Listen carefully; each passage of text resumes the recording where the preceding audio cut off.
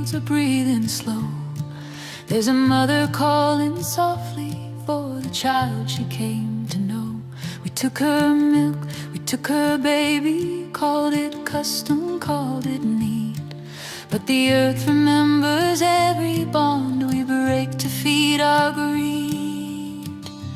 Bring the calves back to their mothers, bring the milk back to the young. Let no baby be taken before their life's begun. Bring them home. Just quickly introduce my very good friend and fellow Canadian, Ray Kowalchuk, who did that great video, is going to do another one for the campaign, What Wings Are For, and is just an all-around amazing person. Thank you, Ray, for being here. Ray ran the International Vegan Film Festival last year in Toronto, where the documentary was done.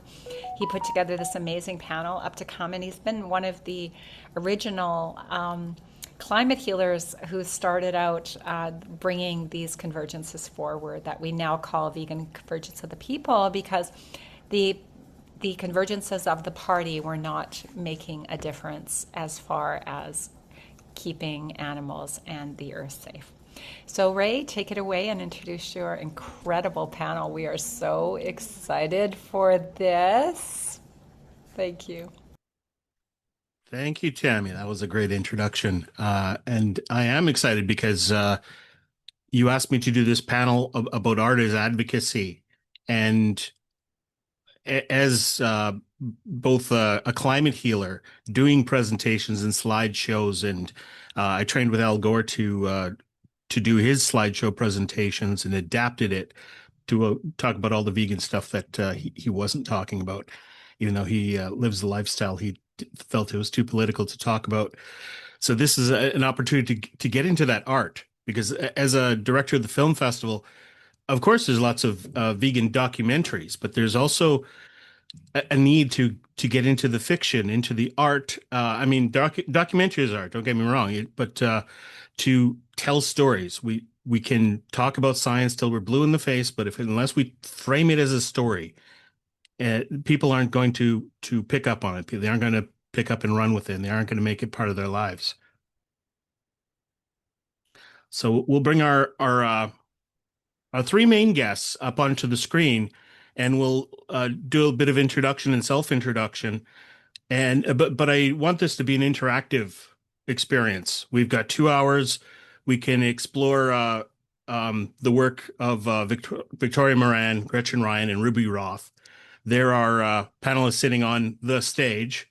Of course, there's no literal stage, but there's artists in the audience. You know, everybody's got a little bit of art in them. So there's an opportunity to get into the Q&A and talk to people about how they have turned something that they do for fun, for expression, into something that reaches people and changes their minds about things that they have, really been led towards, and help them make decisions that they've never made before.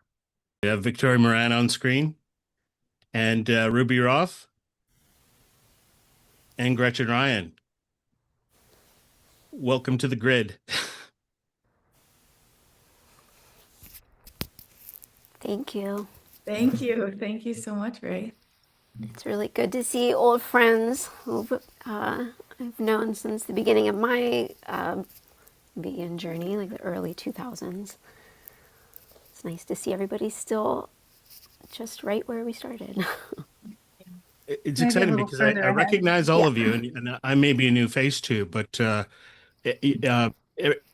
everybody represents different aspects of veganism and art. Victoria's a writer, and I think that we don't always think of writing as an art. Obviously, it's an expression of ideas as much as painting. And Ruby is both an author and an illustrator. And I think that we have an opportunity to celebrate your illustration a little bit more. Everybody loves the composition of your books and how they reach people, especially young people. But I know that you've got stories about how you start in the artist world and then move on into the advocacy. It just kind of happened naturally for you. And Gretchen is sitting in front of an enormous painting that is the reason why I became familiar with her through film, because there's a film made about the painting. So there's a little bit of meta thing going on here where, the art about the artist in the form of a documentary and a painting. But Ruby, we got started a little bit with your work. Can you talk a little bit about how uh, you became an artist and a teacher of art, and how that turned into your books and advocacy? Yeah, so I'm Ruby Roth. I'm the author and illustrator of 5 children's books. 4 of them were vegan specific and the first of their kind in children's literature to address factory farming and all the tenets of veganism in a nonfiction format. I had majored in art. I knew I was going to be an artist, and also American Studies, which was kind of the history of the United States through lens of race, class, gender, sexuality. So I always wanted to do something with art beyond just expression. It was important for me to do something that had purpose. And my first job out of college was teaching art at an after-school program, and the kids started noticing that I wasn't eating the string cheese and drinking the milk and the waxy apple too that they were being served at recess. And they had questions, and I thought, I'll go find a book about it and bring it in, and we can talk about the different ways people eat around the world and maybe do an art project. And when I went to look for that book, there wasn't anything. I think I found one obscure title, and it was about a talking tomato. And it was just not my style to sugarcoat things. And those kids happen to be inner city kids. They've seen a lot, they've been through a lot, and there was just no way I was going to talk to them like children, essentially. It's my style to engage with them like I would with anybody else. And so I just realized at that moment I could put my social political interests together with my art and have a purpose. And my first book, That's Why We Don't Eat Animals, a book about vegetarians, vegans, and all living things, came out in 2009. And the other 4 followed. The 5th is called Bad Day. It's about, it's not vegan specific, but it's about emotional intelligence and how we manage our feelings, with, I think, is a big part of veganism for children. I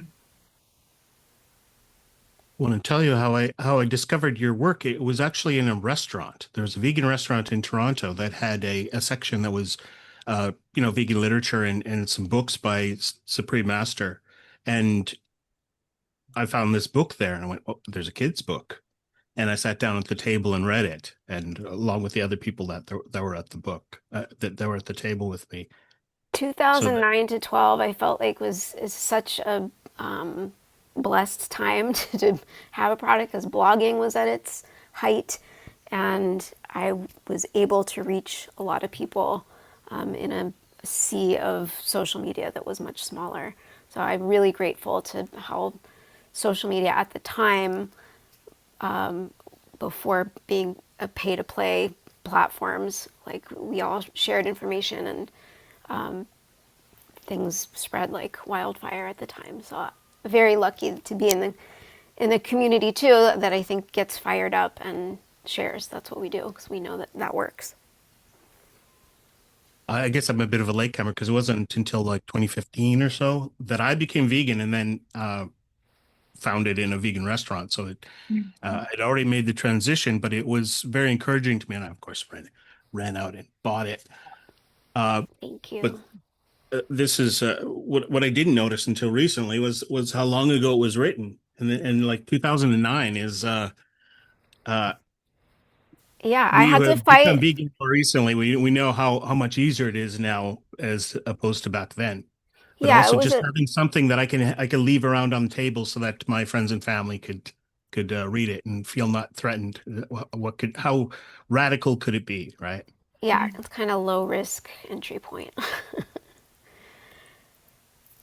But yeah, when the first book came out, I really had to fight with the publisher. I mean, it was rejection before. I have a stack of rejections. Nobody wanted to do this book. Veganism was not a household term. at the time. We had to convince the publisher that there would be a market, and they wanted me to call it like "We Are All Earthlings" or something. They didn't want vegan or vegetarian in the title because they didn't think it was a keyword that people were looking for. And I fought for that. And by the second book, 2012, Vegan is Love, Having Heart and Taking Action, they got on board with me, and they were starting to see that this was a topic people were searching for. So it was a quick change, but it was very interesting to see over the course of a few years how our community made the word a household term. Do you think maybe those publishers were seeing, without really think about it, there's advocacy in this art? This isn't just a book. This has got a message, and it's one that they're either consciously or subconsciously uncomfortable with. Definitely. I mean, I saw that even in trying to get media throughout, my time of marketing, that it was easier for me to get on Fox News, the controversial topic, than it was to get on NPR, because I think liberals in general have a hard time admitting and pushing their audiences to look at our eating habits. They don't want to turn people off, and they know that's a point of contention. So that was always interesting to me. Yeah, I think that there's a feeling that somebody has got some information that I need to know, but I'm not ready for it yet. So there's an unconscious pushback Yeah, they for didn't want to be the pointing message. out, you know, discrepancies in ethics in their followers, because they would lose those followers. And publishers too. Their bottom line is money. My publishers were like more on ethical and getting fringe information out into the public. So I got lucky in that way, but the bottom line was money, and would the book sell? So they had to be careful, but I'm proud of what I fought for, and that all these people in the room were, like, as far as I'm concerned, the first wave of, before we had the word influencers, or, I mean, I don't even like that word, but I feel like the people who I was in community with in the early 2000s were the people who delivered this word into the public realm. And then, after 2015, 16, I started to see Applebee's commercials with quinoa in it. I was like, we did that because they were watching us, and they're watching their bottom line too. If they can make money off something, they will participate. It doesn't even need to be about ethics. They want to be on trends too. I was going to invite Susan Hargraves. I did invite her to be part of the panel, but she's visiting her mom, and I said, well, that's a very good excuse. But she is Animal Hero Kids and involved with kids. But I want to get our co-panelists involved in this because Victoria Moran's a writer as well, and maybe she has some experiences with her publishers as your writing career has um, kind of chronicles your development in animal advocacy, and maybe your voice has changed throughout the publication process. That question for me or for Ruby? For you. Oh, okay. Hi, everybody. Thanks so much for having me. This is such a beautiful thing that Silas does repeatedly until the world changes. So thanks for everything everybody's doing. So I go way back. I think if I were a kid now, I would be diagnosed with something I just learned about. It's called nonverbal learning disability. And people who have that can be either very competent or absolutely brilliant with words, but they can't do anything else in terms of math or mechanics or technology or art or music, nothing. And that's really me. So I knew from the time I was a kid that I could write and speak, and did have the grace to follow through with that, and started writing for money professionally for teen magazines when I was 14. I wrote about rock groups. I got to my first Beatles press conference when I was 14, met all the rock groups of the era, and then my diet changed. I had always had a heart for animals, but when I learned about yoga, when I moved to London where there actually were vegetarians, I became one. And then my writing followed that because you can't have a passion this big and not have your art kind of follow along with it. So I started writing for vegetarian and natural food kind of publications right around 1970 and got acquainted with the people at the American Vegan Society. Took me a while to get from vegetarian to vegan, but I was writing and I was going to conferences and speaking. It was very different. There were so few vegans then. We sometimes took laps to vegans and vegetarians, and I was often one of those until my full vegan conversion at 1983. But prior to that, I went to college a little bit late, and in my junior year at North Central College near Chicago, getting a degree in comparative religions, I earned a fellowship for foreign studies, so I could study anything I wanted as long as I left North America to do it. And I went to the UK, which I've always loved, to to study vegans because it was a smaller landmass and there were more vegans. So I went there and was fortunate enough to meet some of these incredible pioneers of the vegan movement. I didn't meet uh, Daniel Watson, but a lot of other people. There was a woman called Kathleen Janaway who was the secretary of the Vegan Society, and she told me that when they had started back in the 40s, she said, we didn't know if our bones would disintegrate or if we'd perish in a fortnight. We did this out of pure disinterested compassion. So that experience was incredible. And I had to write a paper, a thesis, to respond to the fellowship. And that was being serialized by the American Vegan Society. And there was a lovely man that some of you may know of in the UK, John Wynne Tyson. He'd written a lot of books, and one was a beautiful anthology of animal rights.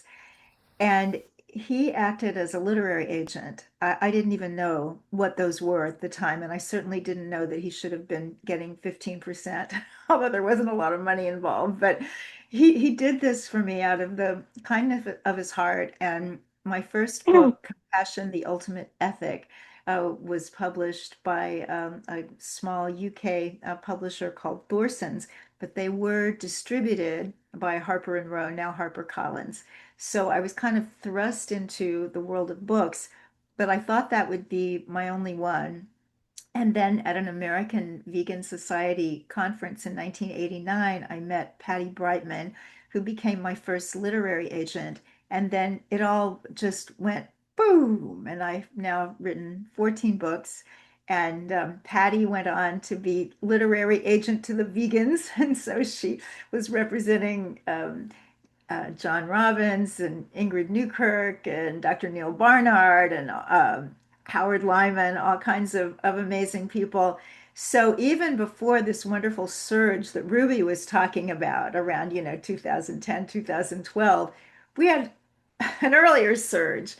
And I've just been watching it grow and watching it grow in so many ways. And the art connection, I believe, is so powerful right now because we're a little bit used up in trying to reach people other ways. And people want to argue about nutrition and they want to, they've heard the keto diet is so great. Somebody this morning who doesn't know me, doesn't know I'm vegan, was just telling me about, the keto diet is so great for various, conditions. And so there's only so far you can go without taking a breather from just fact, fact, fact, and yet stories, incredible stories, carry those facts in powerful, powerful ways. So it's very cool that we're doing this panel and looking at this new way to advocate. Great. Thank you, Victoria. And do you find that you have to take a moment to remember that writing is art because it's so informational. It's so, I mean, storytelling is art, but Yeah. sometimes it feels like a different thing. Not to me. I've always said that one of my goals in life was to make self-help literature too, because I love the English language. I love words. And whether I'm writing about veganism or well-being or spirituality, to me, it's all an uplift of humanity carried on the right words with stories interwoven. Because for me, even as a nonfiction writer, it's full of stories. And as a speaker, it's almost all stories. That's another art form. You know, it's funny. When I was a kid, I thought at times, well, maybe I'm supposed to be an actor. But what I see is I never wanted to speak other people's words. I only wanted to speak my own words. And so the professional speaking, the public speaking is where I kind of get that part of my art interpreted. And I was in National Speakers Association for many years and finally stopped because their dues are pretty high. But what I got for all those dues was this one sentence somebody told me. They said, a public speaker gives speeches. A professional speaker weaves stories together. So whether we're talking about the visual arts or writing or speaking or theater or film or whatever it is, it's just a different way to package story because that's what humans respond to. Yeah, absolutely. I was going to save this little quotation for later, but I think it fits in right here. Uh, let's see if you could guess who this is. We're seeing the screen. Writers are engineers of human souls. The production of souls is more important than the production of tanks. And therefore, I raise my glass to you, writers, the engineers of the human soul. And I think, you know, it's more important than tanks. This must be a really peaceful person. Any guesses as to who this is? Winston Churchill? Oh, a The contemporary. picture looks like Joseph Stalin. You're Ah, right. wow. So that puts a spin on it. And one of the things that I wanted to explore as we get into art is obviously we wanted to celebrate art. We got together and Tammy asked me, let's have a panel on art. Everybody loves art, but we have to remember that art is also working against us. There's lots of art that supports the world that we don't approve of, the myths that have been built and reinforced with ideas for so long. But Stalin, you know, had this to say about art, and the it's sometimes paraphrased to say artists are engineers of the human soul. And the communist state and some of the early philosophers were really worried about the poets and their ability to talk about things that don't exist, things that aren't empirical, things that aren't in the world, ideas that go directly into people's heads. It's powerful stuff. So you know, people in dictatorial positions have to find ways to control it, and we've seen that throughout history. So let's uh, let's play with that. In the meantime, let's work Gretchen into the conversation. Make you give a little bit of an introduction, and you can speak to any of the things that we've talked about so far. Okay, well, thank you, Ray, so much for inviting me. I feel like so I've been vegan since 2000, well, for 25 years. And I've been a painter. I've wanted to paint since I was a little kid and always loved animals. And when I became vegan, I read a bunch of books and watched a bunch of film, and it was, so crushing. And I felt like, well, I just didn't understand, or I hadn't let this information in. And if I tell everyone else this information, they're going to change. But I that year I had asked for a book for Christmas, which was a book of Delacroix's paintings from my parents, and on the cover was a version of Liberty Leading the People, which was, a painting about the French Revolution. It's a huge painting at the Louvre, and it's super famous. And I just saw it in my head. I said, I'm going to make a version, I'm going to make a painting that's Liberty leading the animals. And it's going to have all these animals. It's going to have the cows and the sheep and the chickens and the goats. And it's going to have all the lab animals in the labs and the all the animals that are exploited in zoos. And there's going to be a burning factory farm in the background and a circus tent. But I just saw it in my head complete, and that was so long ago. But I knew, I felt, I had this feeling that it has to be really big for people to see it like they do that painting, you know. I wanted it to have a really grand scale, and I was just learning to paint and didn't have the resources or way. I'm in a wheelchair. I've been in a wheelchair since 1992, and so for one thing is just the height. Anyway, this painting is something I talked about. I felt like I needed a lot of time. I needed a huge space to make it, and I needed all the reference photos. And so over the years, I was gathering photos for this painting, and anyone who would listen, I would tell them about it, which is, I'm going to make this painting one day, and it's going to be Liberty Leading the Animals, and it's going to be a banner for the animal rights movement, and I'm going to reproduce it, and there's going to be posters, and it's going to be something that when people see it, it will be like Guernica. It'll be like this painting was for the French, for that side of the French Revolution, which will be something that will incite this feeling of, but it will be a feeling of wanting to be the hero, because liberty, the symbol for us in America that's supposed to mean freedom for everybody and liberty for everybody, that's going to be applied to the animals, and people are going to see it in a new way. And so people will see her, and she will be the embodiment of compassion, and they will want to emulate this feeling, and it will be a role model for everybody. So this is like, and I wanted to make a timeless masterpiece that would change the world. So this is this lofty, lofty vision that I had, and to make something iconic. And so, y'all, I'm right at the beginning of this because I didn't start really, I got the canvas in 2019. Now it's 7 years later, which is crazy that it's taken me so long. But in this time, I've moved twice.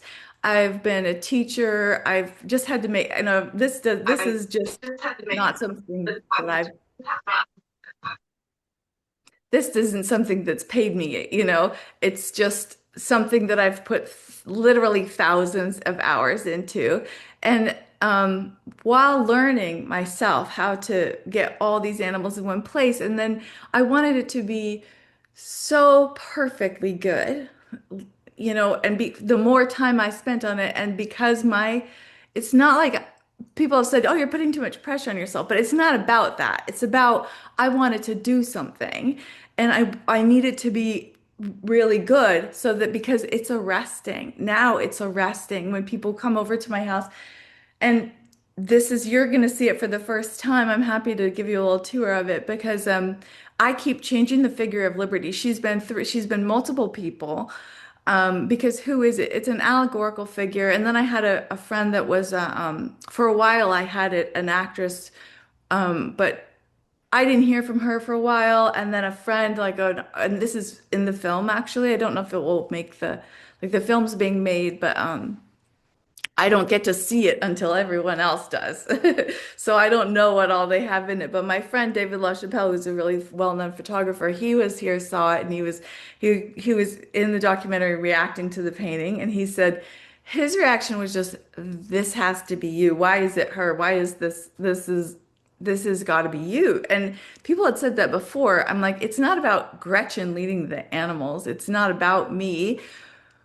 But after a while, I sort of embraced that it's my fantasy. It's not a real scenario. He was saying it's heaven, and it could be you walking up there, and I'm like, you're right. I'm painting the world as I want it to be. I'm not painting the world as it is. So it's based on me, but it's not exactly me. But to get her expression right, I wanted her to be strong and compassionate and beautiful, but sort of a little generic, and I don't know. I'll show you see if you think I got it. But seriously, I was painting this until like 2 days ago. I told my family, okay, I'm done now. But that's been a lot of what the time has been, redoing the background over and over, redoing the figure of Liberty over and over and over, like to the point of no one thought, I don't know if my family had just lost faith. Like, you're never going to get this done. But the other part of this story is that from the time I started, I was filming it. I was doing a GoPro time lapse for a while in my studio. I've moved twice since I've had it. I got married. Yeah, I totally changed towns. And so I was doing a time lapse of the whole thing, but always from the beginning, I had it in mind that I wanted to make a movie about it and have a documentary being made about it. But I really didn't have anybody helping me with it, and it wasn't moving forward. I mean, I just am going on faith. So I'm just making the painting. That's all I was doing. And then I met this lovely man at a plantation conference named Daniel. He was on the board of the Plantation Project. And I had done an illustration for them that I've been doing an annual, like they give an award annually. So I was doing an illustration for them, and and I told him about this painting. He said, this should be a documentary. This should be a movie. And he said, I know just who to do it. So he put me in touch with this guy, James Hoot, who lives in Bali, but he's from America, and he has a 501c3 film production company called Fauna Films. And so he told James about the movie, about this idea, and James said, okay, I'll do it. And Daniel funded a trailer. So he came out here, which I think Ray will show. And he came to Santa Barbara and started filming me November of 2024, I guess.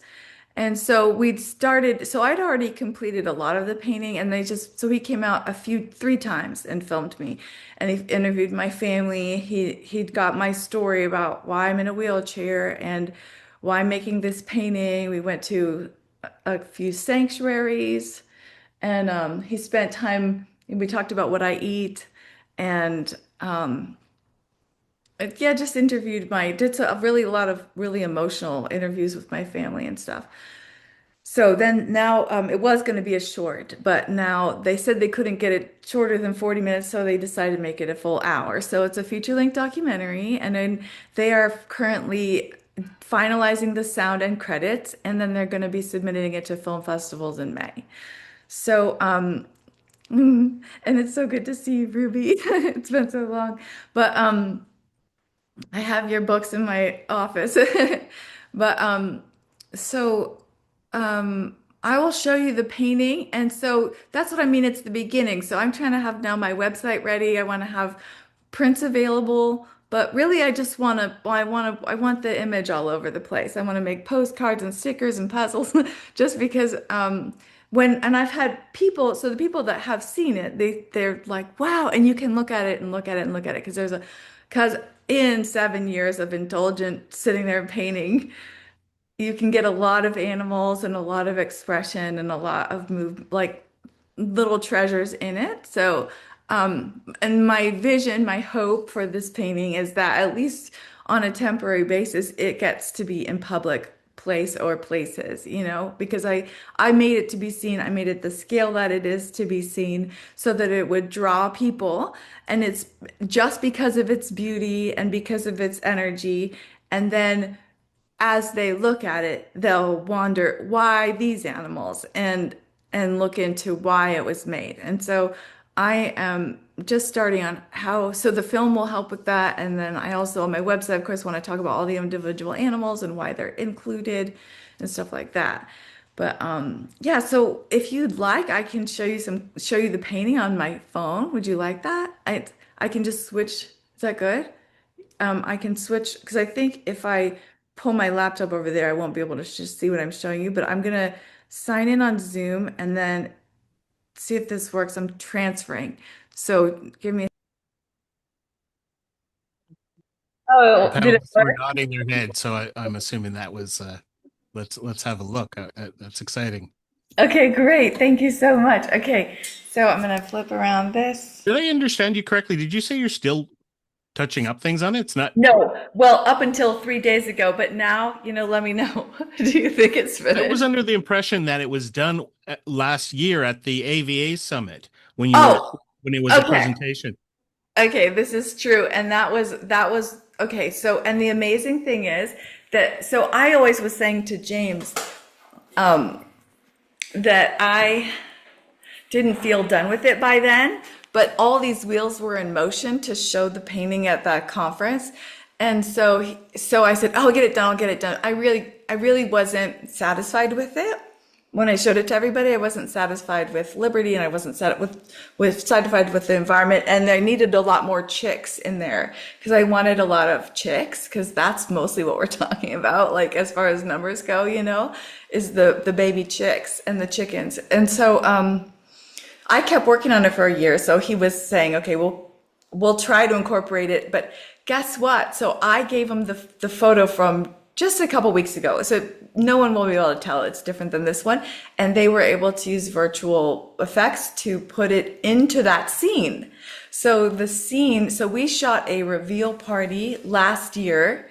I got the painting back home and kept working on it because I'm making a masterpiece. I didn't know how long it would take. I wasn't done. And so now this painting is going to be like everyone's looking at it as it is now, which is incredible to me. I'm so happy because I just didn't expect that it would be able to be done, but they did it. So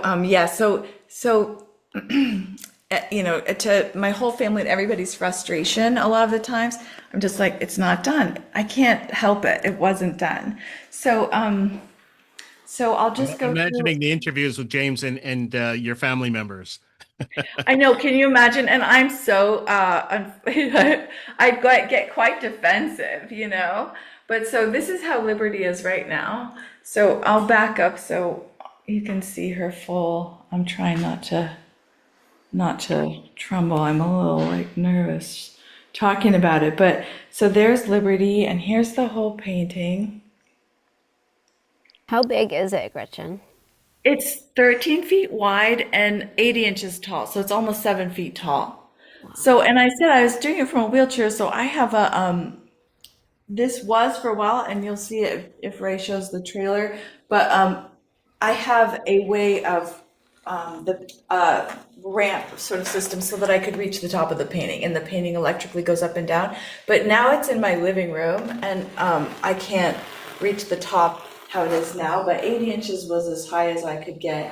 So there's Lisa was talking about the seals, there's the seals, I've got the chickens and emus. All these animals, for the most part, are ones that are killed, used on on the biggest, all animals get abused, but these are the biggest numbers. These are all the fur animals, raccoon dogs, and animals used for pets. I put in a lot of birds for freedom, but got the chinchillas and minks and monkeys, and so it's really stunning. I just have to say, I work so small. I just cannot imagine. Gretchen, it is such a masterpiece to go that large and control the paint. Thank you so much. Well, a little bit is small. It's like there's so many paintings in this painting. Right, it's like you put all your paintings on the same page, right? Right. Because there's so many little spirits, and there's animals in here that were photos that I got. Well, let me show you these beagles over here. These were from Rescue Freedom Project, the Beagle Freedom Project at the time. But these 3 beagles. I got the photos. Oh gosh, remind me her name. I'm just blanking for no reason. I'm guessing Keisha. Are you talking about Keisha? No, the one that started the Beagle Freedom Project. Oh, okay. Oh gosh. Okay, I'm sure you guys. Well, anyway, she gave me the photos of these beagles. It was the first time they were ever on grass. So that moment, and then I used to volunteer a lot at what's now Farm Sanctuary, but what was the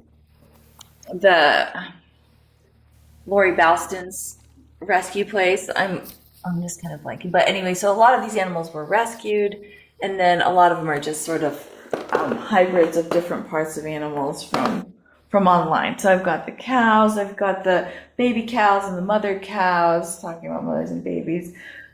chickens and then horses and everything. So I think I've showed you most of it here. And then there's uh, the lion and the lamb, and she's holding a monkey's hand. In that original painting, there's a little boy with like a musket by Liberty, and so I replaced it with them. I don't want this to just be about that painting, of course, but that was my inspiration. And then she's carrying a torch that's, symbolic fire, of course. And then I've got a dove of peace there. So, yeah. Liberty in the original painting was the inspiration for the Statue of Liberty. Is that correct? It's from the Statue of Liberty, as well as the painting, Liberty Leading the People, that painting, I think that inspired the Statue of Liberty. Mm-hmm. But there were also Liberty coins in America at the time, and the Statue of Liberty in New York is standing on a broken chains that are supposed to represent the end of slavery, and so I've got her standing on broken cages. And then I just could never get in enough chicks. I need to get this out there and get the movie going, but if I had my way, I was wanting to do the whole bottom with these, but I feel like I just have to complete it, Like I wanted to make a point about the chicks and have them look kind of like flowers from a distance, but they're just the little yellow chickies. Really cool. There's something Thank that I really appreciate about your story, about how you've changed the face of liberty a few times, because you've ended up on yourself, and you've described it as a paradise, and you're standing.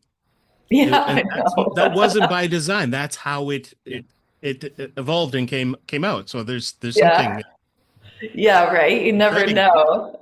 I mean, I would love it would it's when my friend David was talking to me about it, he was saying, "This is heaven." And I was saying, "No, it's not heaven. It's how Earth should be. It's like this is what we should do here."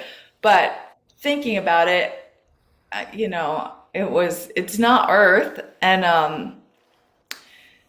I don't believe we die. Our bodies die. We keep going. So complete somewhere.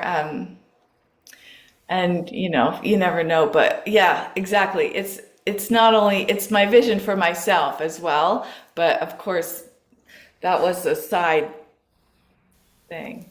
And then there's a theological debate about whether there's a heaven out there or whether we have to build heaven on earth. So it works perfectly well that you're saying that the liberation has to happen, and it has to happen while we're alive. We have to work towards this.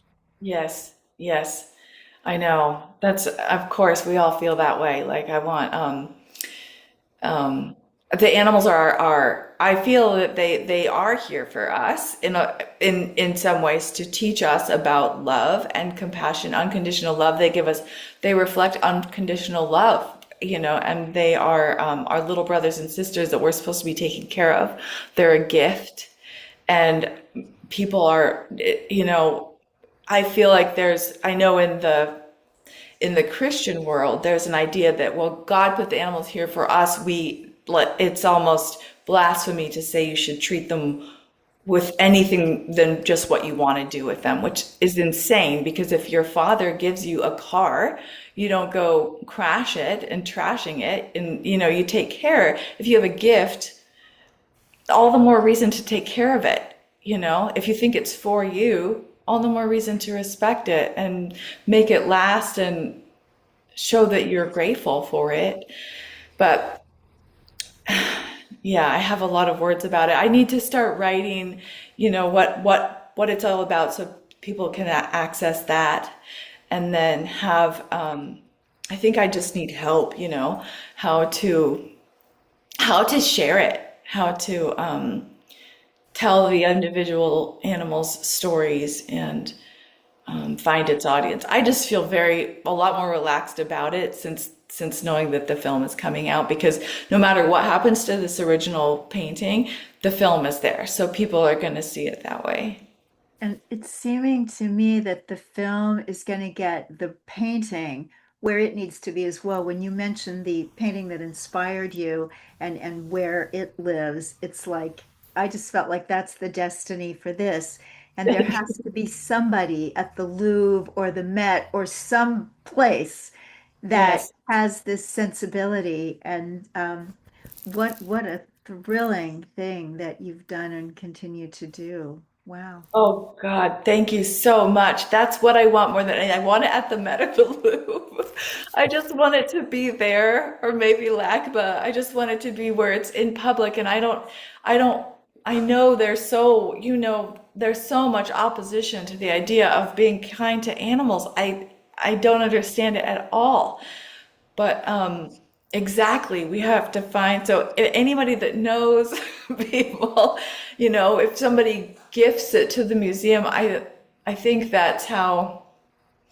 Yeah, I don't know. I just am trusting that it has a destiny.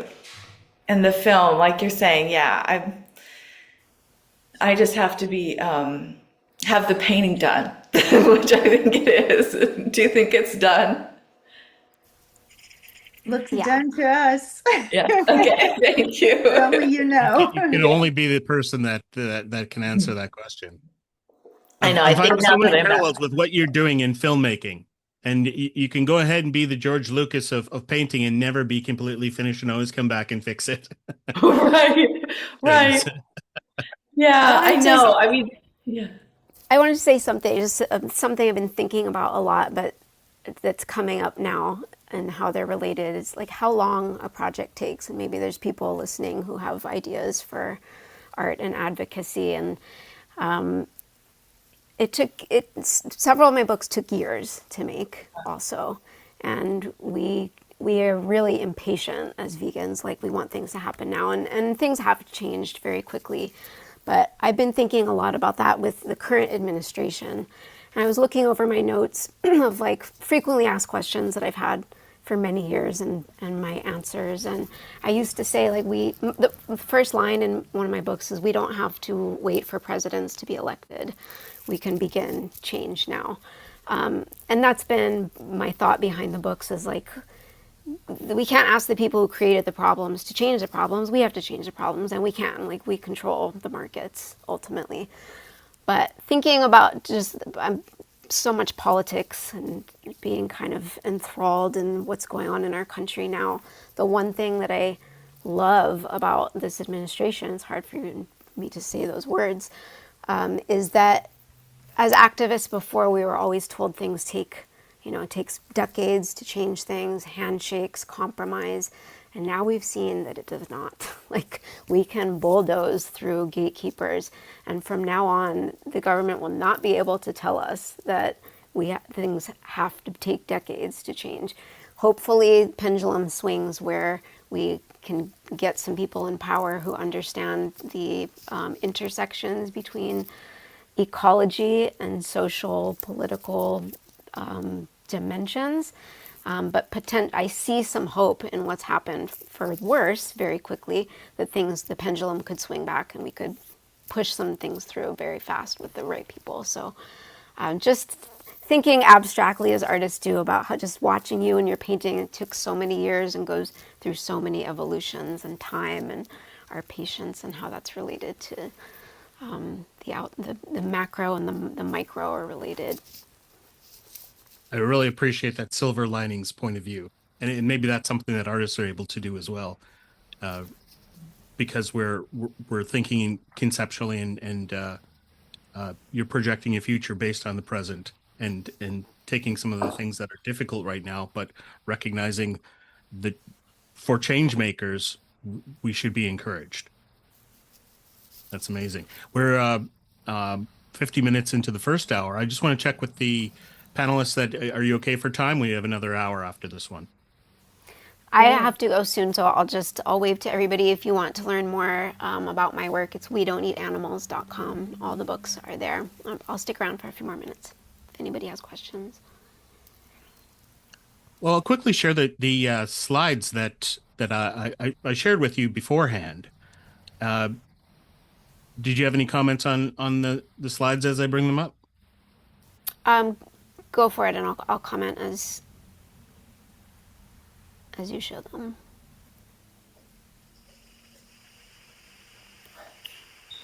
Everybody can read that.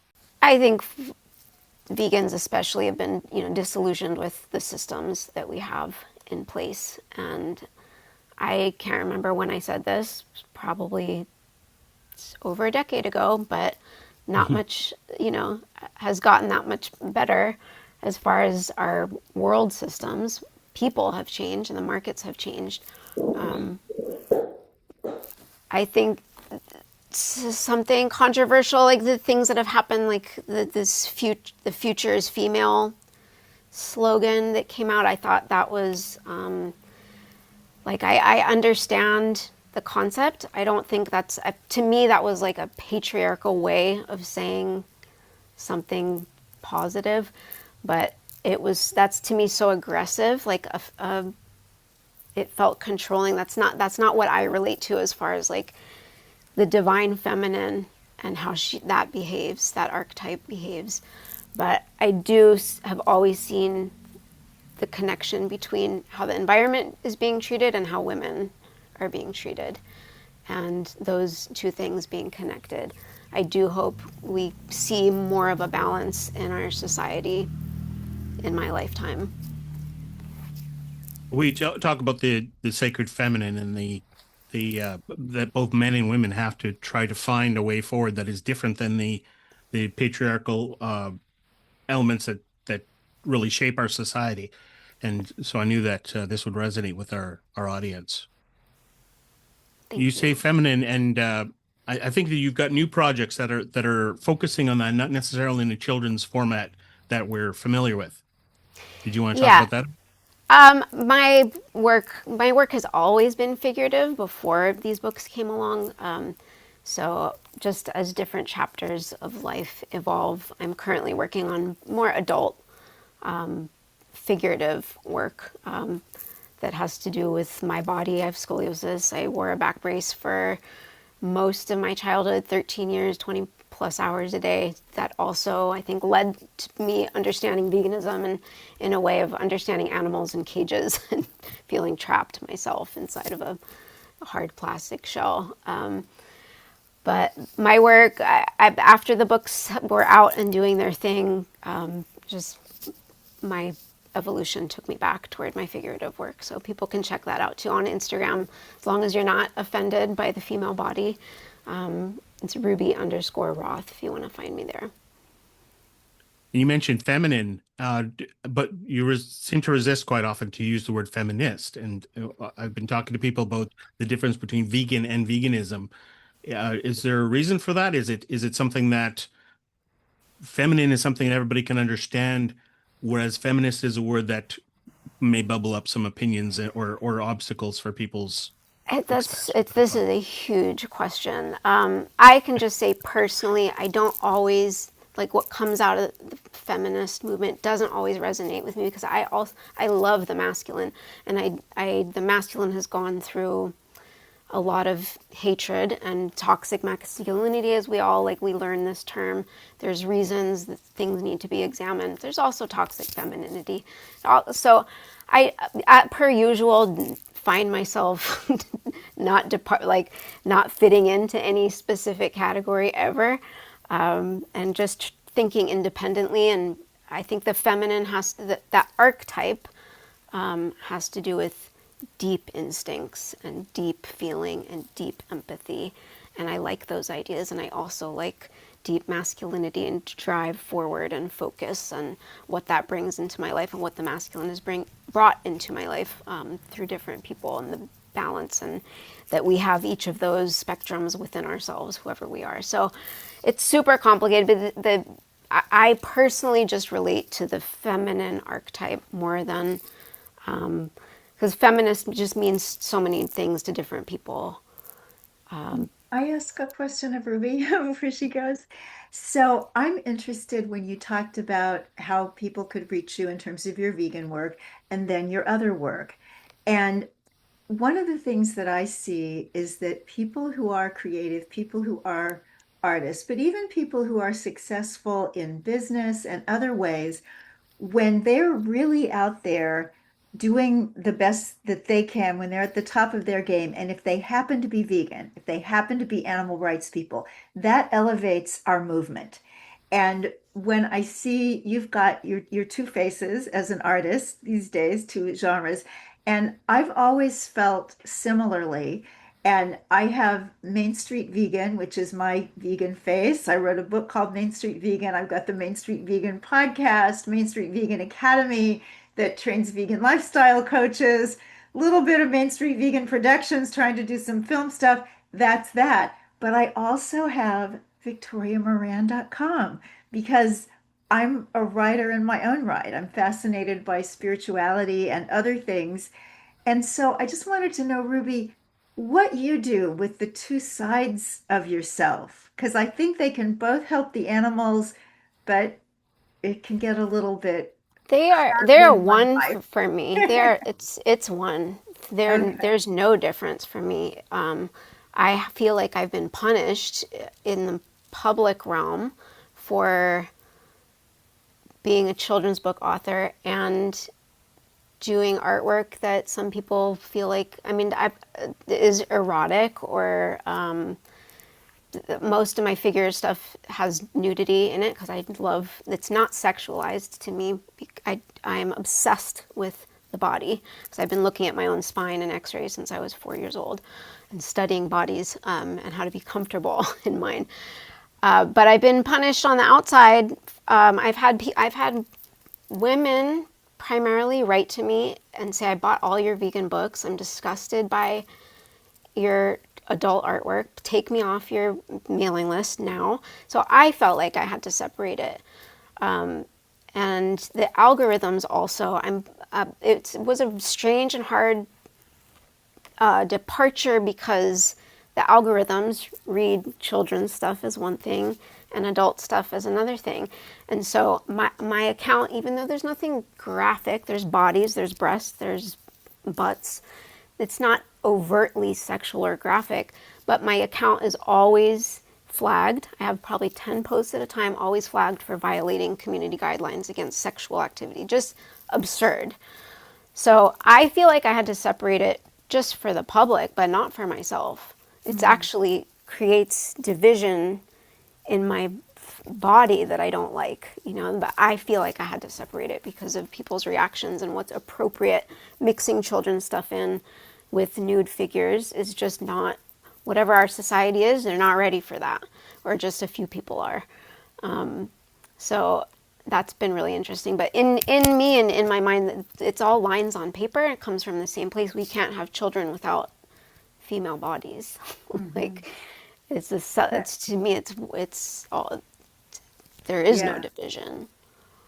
I feel the same way. I mean, in my work, there isn't as much of a split that would cause people to be upset by it. But the idea that I haven't written a book about anything that doesn't have a little string of animals, coming through it. Because I guess when we put ourselves out there as artists, and maybe Gretchen would like to weigh in on this too, we bring our whole selves. We're creative, we're vegan, the three of us happen to be female, and all of that comes through. Yeah, I society definitely, has more work to do on, where we're so free, but then so repressed about things at the same time. So I separate things now, just algorithmically, I have to. But I know sometimes my reach is suppressed, and I know that's because I have a lot of vegan followers who did stick around, but the algorithms think they're not interested in art. They're only interested in vegan stuff. So they're not even seeing my work. I reached out to a handful of people in my list just to see, hey, I haven't seen your face. I've transitioned. If you don't want to look at this stuff, totally understand. But a lot of people were like, I haven't seen your stuff. Like it hasn't been showing me your stuff at all. And I like it. So, I'll come along for the ride. Those are my people, who see the work is all connected. It all comes from the same place. It's coming from the same person. Beautiful. Thank you. Ray, we have some questions. There's Nancy and Tammy and Amit with their hands up. And there's a question briefly, since Ruby, you're still with us. The question comes from YouTube, which is, you have been studying your spine on X-ray photos since you were 4? You're just Yeah, looking for clarification there. yes.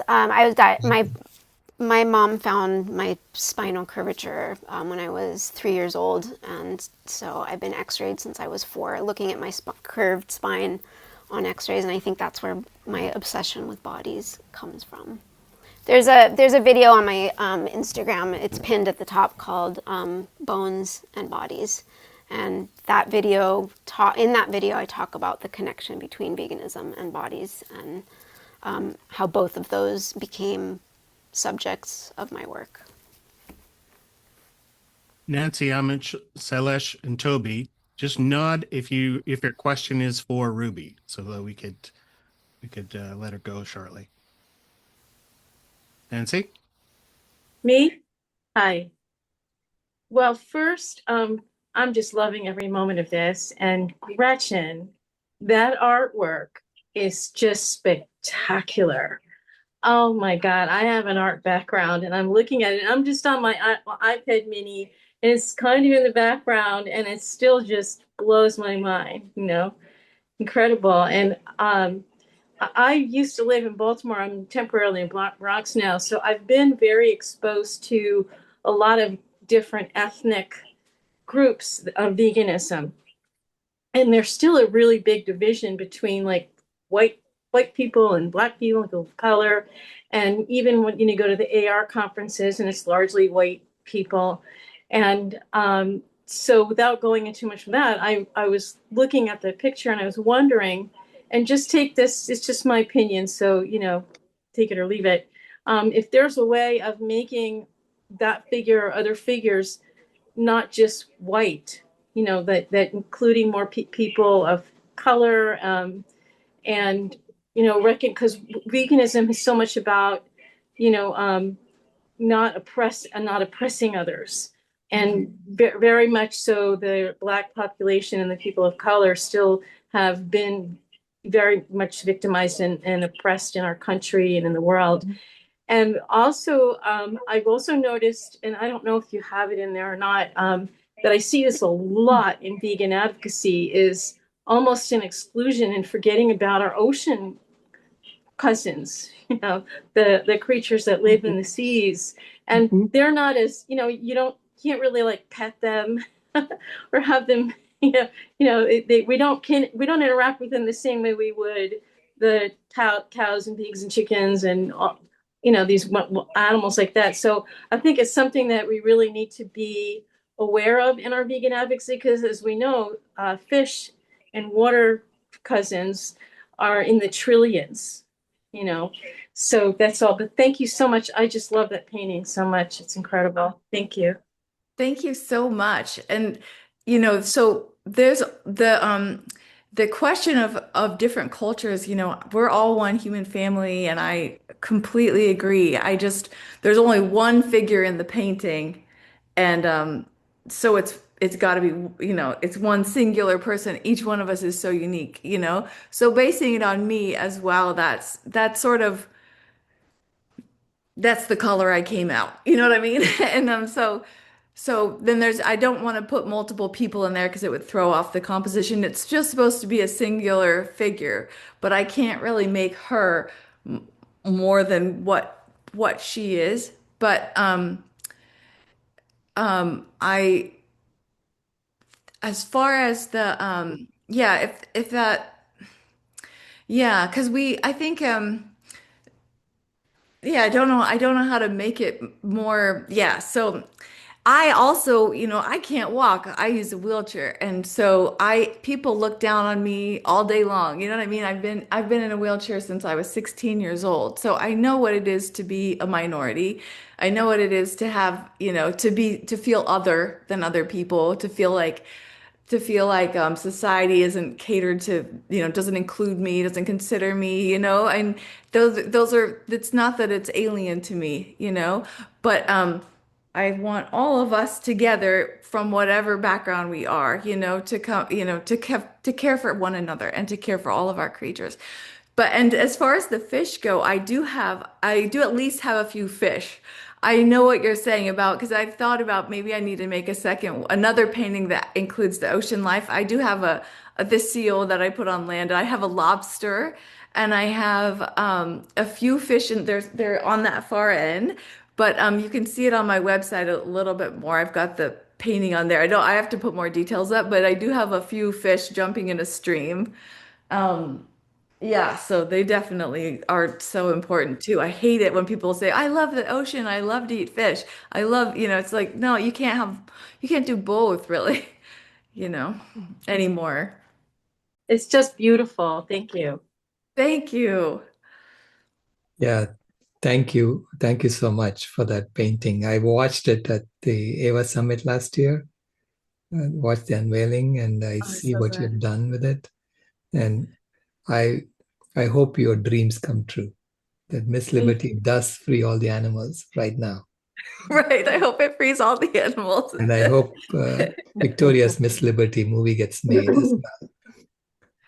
Yes, that's so amazing. And I hope that you end up in the film. Oh, I I don't know know what everyone that. that was there was being filmed for the documentary, so I hope Yeah, all of us are in there together. Well, I don't know who's in it, but yeah. thank you. Thank you. Thank you so much. Ray, I was wondering if we could bring up Manjushri and the video that she did on this panel.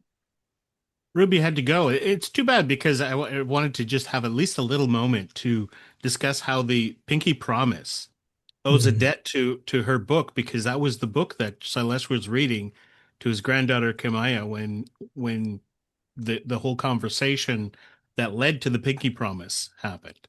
So absolutely. that's of It's a course book something that, that she couldn't have ever predicted, and it's great the way that art is just something that lingers and mm, finds uh, finds a space to have an effect. absolutely. It's a book that she even signed for Kimaya. We got it, we got purchased it from her at one of those fairs. Yeah. I'm not that superstitious, but that feels like it just charmed it a little bit more, didn't Mhm. it? That's what's so Manju just amazing left, about it looks art. like. Huh?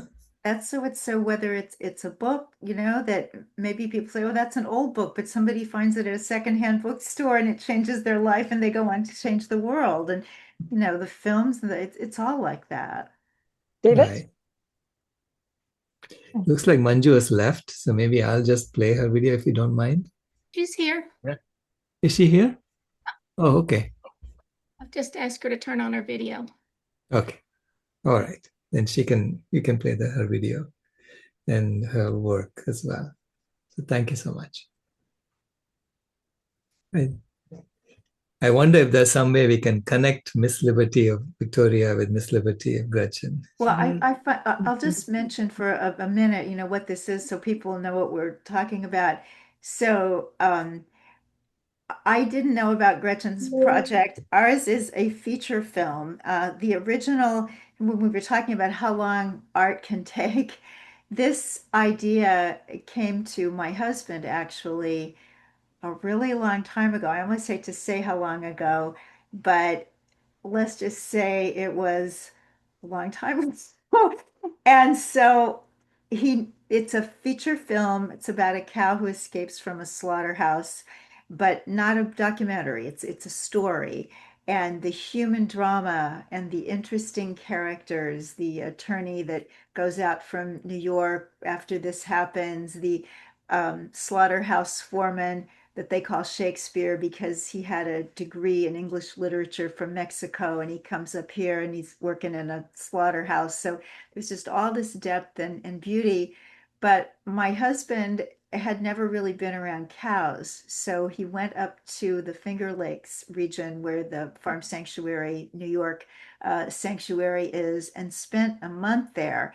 And he was still working at the time. So he'd work in the morning and then he'd go out to Farm Sanctuary, got to know Gene Bauer really well, got to know cows, and, finished. And for anybody that's listening that has a project, especially if it's a big project like a movie, like a feature it's huge, it's expensive, it's a very difficult industry, and yet I think if these inspirations come to us and we're able to move them wherever we've been able to move them, we have to just keep going no matter what, because there's some kind of power there.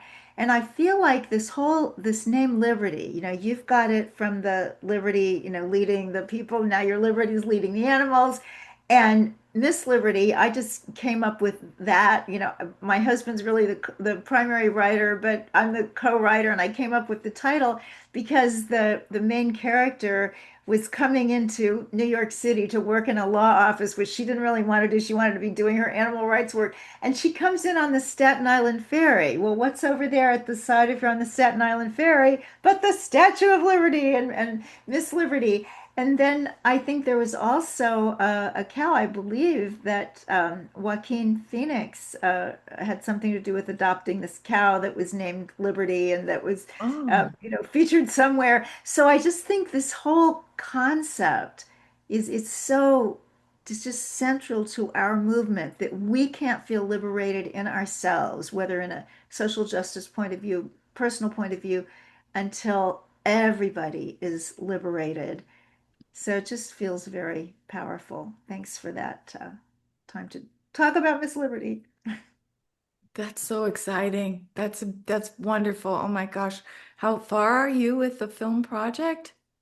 Well, the screenplay is wonderful, but it's been around for a while. So we have joined forces with Dennis Henry Hennelly, whom some of you know from two previous animal rights film projects. He did the one about the Animal Liberation Front back in 2009. Somebody shout out the title because it's somehow blanking. Um, and then he did a documentary more recently. So even as we speak, he is doing a polish and a rewrite on the script. We also have a wonderful producer. Interestingly, Dennis is in the western part of Canada, and our producer Scott is in eastern Canada. And this is interesting too, because Scott, long history in the film business, he's not vegan. He's not even vegetarian. But he keeps saying these things like, I probably will be by the time we make this movie. And I think it's sometimes it's like, okay, they just don't see it. I don't want to work with somebody, that doesn't see. But I think we have to. We have to allow for all the creativity and the connections and the expertise of people who haven't changed their lifestyle yet to help us get the word out, and then hopefully we will change them too. So that's where we are when the script is repolished and all that. We will be going out to actors. We have interest from some actors already, and we're just going to see how far we can go. Because what happens with a feature is, in order to fund it, one of the ways that happens with independent films these days is selling to different countries. And there are certain actors that are very popular in various countries around the world. And I think the classic person was always David Hasselhoff. That over here we saw him as a TV actor, he was on Baywatch, but in other countries in the world, he was like mega superstar. And so we are hoping and praying, frankly, that one of these people that has a lot of following in other countries will love Miss Liberty and want to be part of it. And, hopefully coming soon to a theater or streaming platform near you. And I do see some people here, I just want to say, who have contributed to Miss Liberty. And I just want to thank you with my heart, and know we're doing the very best we can with it. You can tell it's a passion project, and that's something that's so important to movement building. That's an independent art, things Right. that people are making, not just corporations that are finding an algorithm and figuring out how to make millions of dollars. Yeah. This is passion. This is an expression, and it's a way that I call it paying a passion tax. This is something that Well, It's something too that taxing to I'm you, but finding. it's going to pay back in such Yeah. dividends. Oh, Why am bless I you. Well, chatting as a guest? and in this particular panel where Gretchen has shared about her being in a wheelchair and Ruby shared about her spinal problem, my husband fell on the subway tracks just before the pandemic and has had Oh. several other difficulties after that. So he has aphasia, which is a problem accessing words. So he's written this beautiful film. In fact, he's written three beautiful films. Just one has to do with animals, and now he can't do that anymore. He also was an attorney at one point in his life, and he was really good with, contract negotiations and things like that. And now he can't do that either. And so I'm carrying forward the Passion Project. And if anybody finds this interesting and would like to kind of join in and be part of this Passion Project, William has very big shoes to fill. So while he is very much alive, he's just not able to do the things that he did at one time. And I think for all of us who are creative and who care about bringing about a vegan world, we need to get up every day and do this, because none of us knows how long we'll be here or how long we'll be fully able to do what we do. And this is, I think this is what we came to this planet for. I think many of us probably feel that way. Yeah, absolutely. And I hope when your film gets made, and then when people hear the word liberty, they're just going to think about cows and animals. We're making the connection, repeating that Yes. connection. Tie this together. I love it. I'll confess that that was a delicious little coincidence to me, that to have both of you on the same panel, because I was looking at James Hoot's film, and as director of the film festival, looking to see when Victoria is going to get her film done, and I went, liberty, liberty. Oh, this is fun. So great. If I may share Manju's video, it's a 5-minute video. It was done entirely, I think, with AI. So please take a look at it. I just And wanted this to is mention that Manju is here, but it's almost 3 a.m. for her, bless her heart, in India. right. So who knows? But She's anyway, not able to respond, right? So I assume right. that She's she's not still, responding, no. yeah, she's sleeping, I think. I'm guessing too. Mhm. So let me just share it and show you. This is Oh, what there she she was is. able to do, mostly with AI. So just to throw an idea out there for you.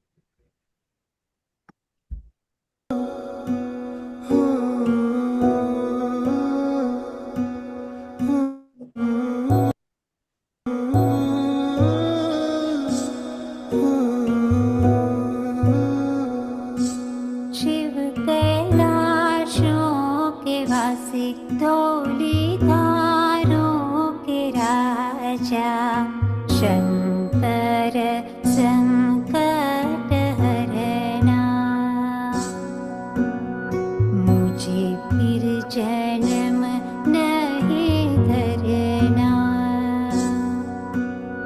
Shankar संकट हरना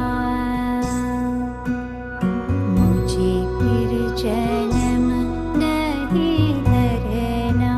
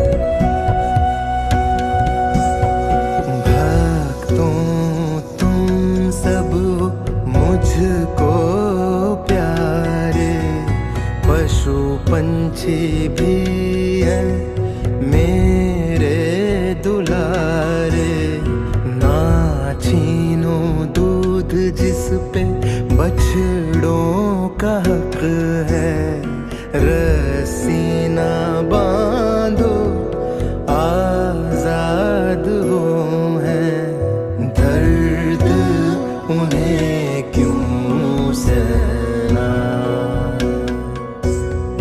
मुझे उनका दुख है पीना, तुम ही संकट हरना, शिव कैलाशों के वासी, भोली धारों के राजा, हमें अब है संकट हरना, पशु पे जुल्म नहीं करना, हमें अब है संकट हरना, पशु पे जुल्म नहीं करना।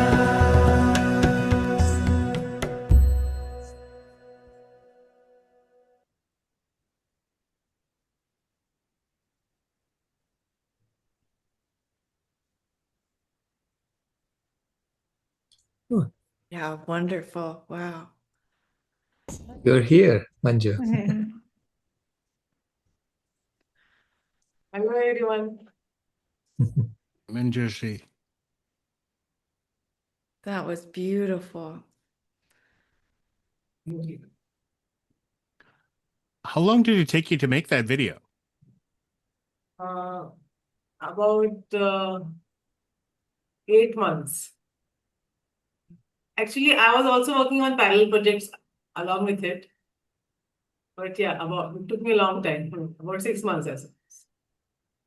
Wow, that is a lot of trying to compose something in your mind and using computer tools to try to create the imagery that you have in mind.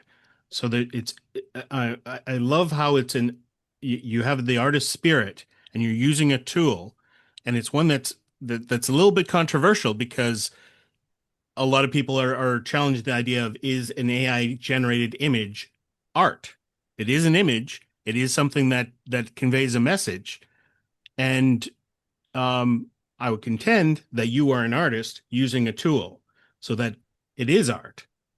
Do you have thoughts on that? Because as you took 6 months to make it, contrast with Gretchen, who took 6 years to make a painting, which is of practical kind of expression, and there's a lot of people that are making a living at painting that are very threatened by the idea of AI art. And I did want to touch on this topic for this panel on art as advocacy, especially as it applies to animals, because I think a lot of the rules change because we're part of a movement that is going to suffer a lot because of AI in the grander scheme of things, that animals are going to suffer, and there has to be some sort of an offset. There has to be some way that we can use these tools, and as you have. Well, I took care that the lyrics are very not offensive, And so I remember when I started writing the part where Shiva comes and addresses his devotees. So the first thing he says was, "Bhakto tum sab ho mujhko pyare," means all of you are dear to me. So that was like a sweet quoting before the the Hathoda message, before he scolds everybody. So he has to to sugarcoat the message So I mean I took care in the lyrics itself that I don't offend anybody and that it is not a harsh message. So for the first 4 months I was working on the lyrics. Yeah.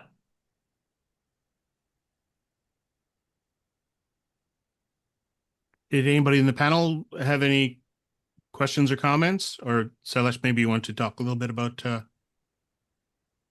Yeah, I was going to ask you, how was the experience using AI to generate the video? Was that easy, or was that? That was very difficult actually. It was very hard because first to begin with, to find a Shiva without leather skin, without the tiger skin. Mhm. So, or find a Shiva without the snake. That took a lot of time, because when you ask AI to do something, AI basically works on stereotypes. So, so finally, I made the AI thing work with a program which had a sadhu dressed very similar to Shiva, what Shiva looks like, Mhm. And yeah, and the continuity aspect was also very painstaking, because the moon has to be on one side of the head, and it has to be like on the shots, Then the calf has to have his head on the right side of the his shoulder and things like that. So that was a little yeah. It's Yeah. interesting how you're kind of uh, uh, bridging the two worlds of writing and art, because you're writing prompts, you're writing your vision the way that a novelist would to build a picture in our head, but we have an intermediary of an AI that you're trying to make consistent, and you did manage to make a very consistent video. So congratulations on that. Sorry if Thank there was you. other people trying to And speak there. what platform did you use? What kind of AI? We used Google VO, and there was something from Edge. I'll have to ask the person who was in charge of the AI once more. Thank you. I don't remember the other program's name. Two programs which we used.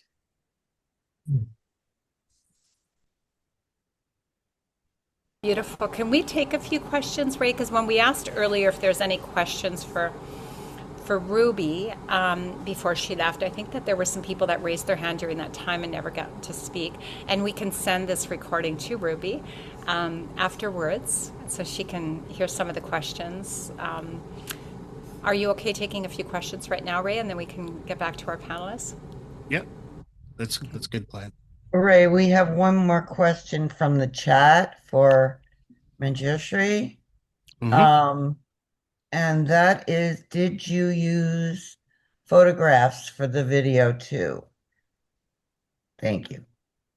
Yeah, like when you begin your video on AI, you have to generate characters. So, for example, the calves character, like even that was not very consistent. Like you might have noticed that in certain shots, the calf looks a little different than it looks in the other shots, And so I had to collate a number of shots of the calf. That I want the calf to look like this, So it was a white calf with a little mark on his forehead, like. So to create the characters, you have to have the stills. You have to work with photographs, yeah. But otherwise, no. Once the character is fixed, then you don't need stills anymore. You just need to give them the prompts of the previous shots, and continuity happens like that.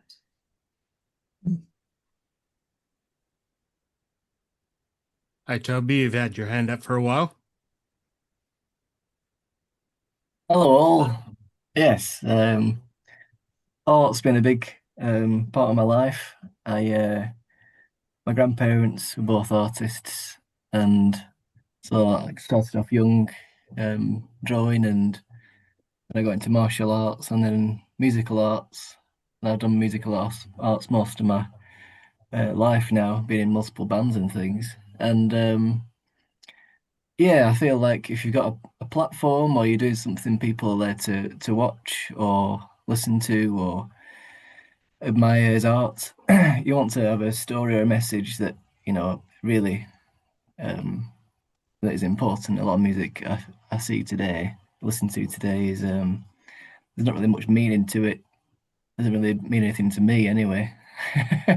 It could have a lot more integrity is something really important, and I feel like what these panelists have been showing, presenting today is phenomenal work, and I think that's really what art is for, is to send a message, something deep within you to show the world. And so I thank you very much for that, and it's very moving.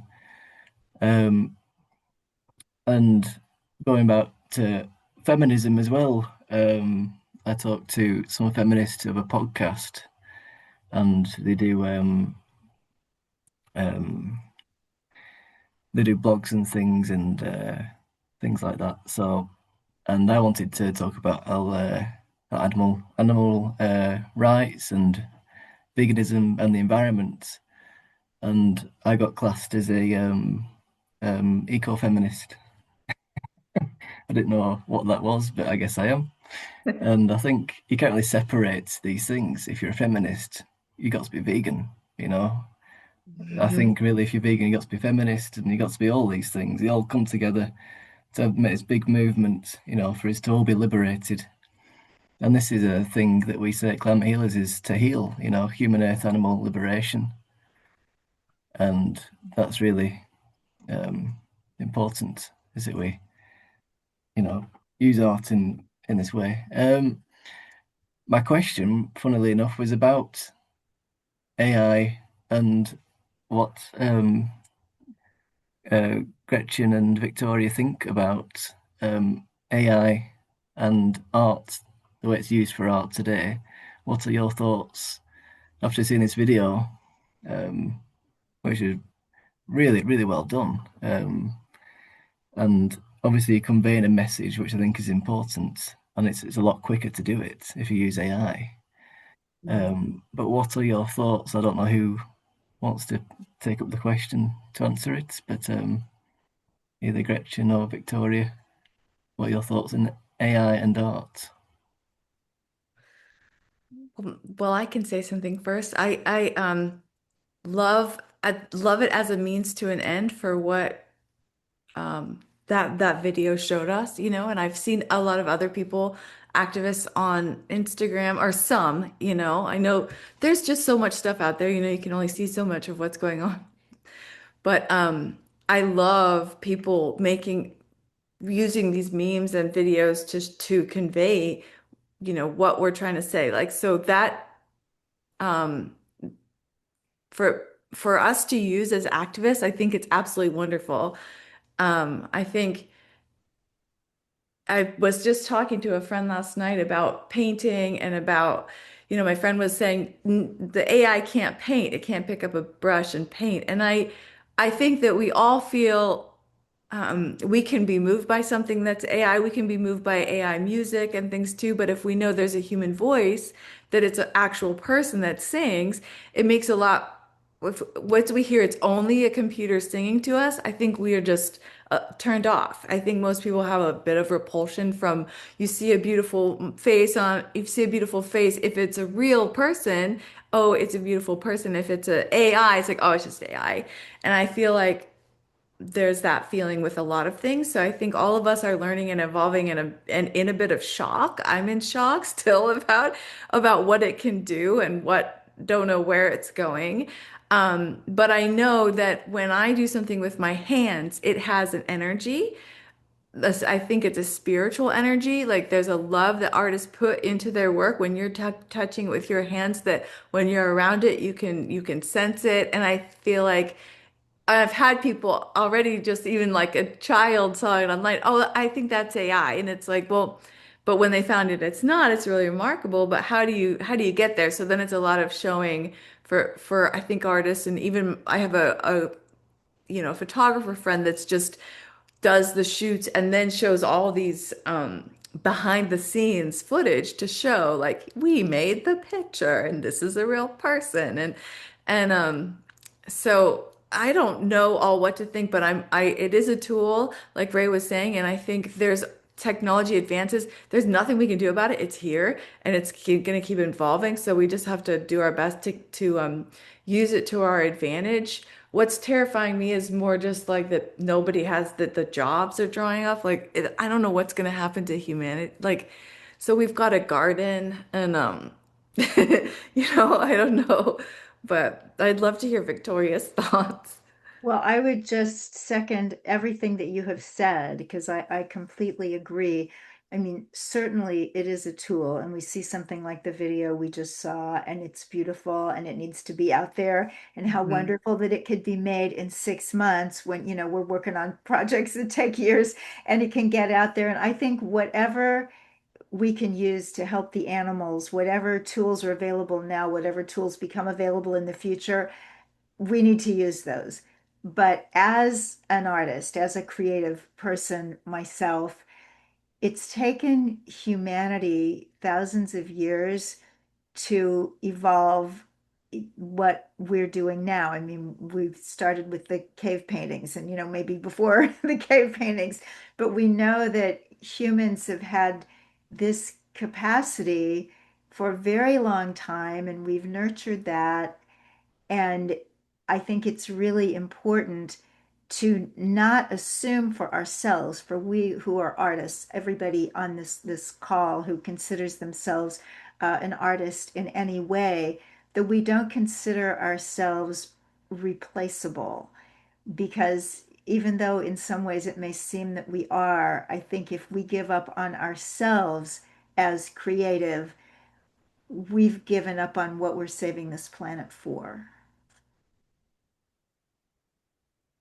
It's true. I think artists are starting to join that narrative that's been going on for a long time. The technology is replacing jobs, and it's also challenging our tests on reality. Like Gretchen said, that there's things that you see and you're not sure if you're seeing AI or something that was invented. As a video editor, I've manipulated the reality of what's in front of a camera.